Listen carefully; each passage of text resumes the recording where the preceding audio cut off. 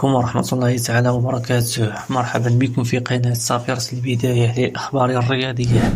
إليكم أهم نتائج وترتيب المجموعات كأس الإفريقية. المغرب ينتصر على جزر القمر 2-0. مالي تتعادل مع زامبيا 1-1. الترتيب: المغرب في المركز الأول ب3 نقاط، متبوع بمالي نقطة وزامبيا نقطة وجزر القمر 0 نقطة. مصر تنتصر على زيمبابوي 2-1. كذلك انتصار جنوب إفريقيا على أنغولا 2-1.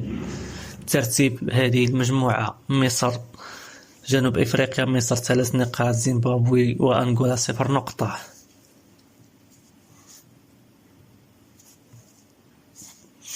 تونس تنتصر على أوغندا 3-1. نيجيريا تنتصر على تنزانيا 2-1.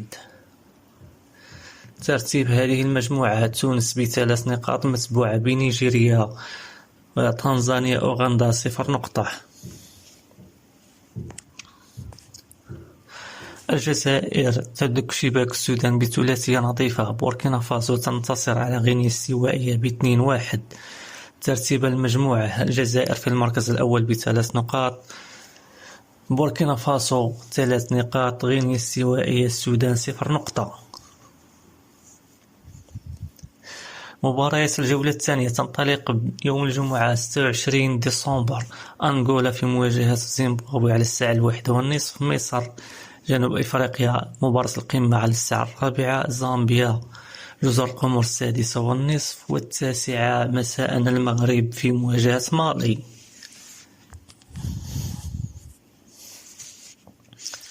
يوم السبت: البنين على الساعة 1:30 أمام بوتسوانا. السنغال أمام الكونغو على الساعة 4 مساء. أوغندا زامبيا 6:30. وأخيرا نيجيريا ضد تونس على الساعة 9.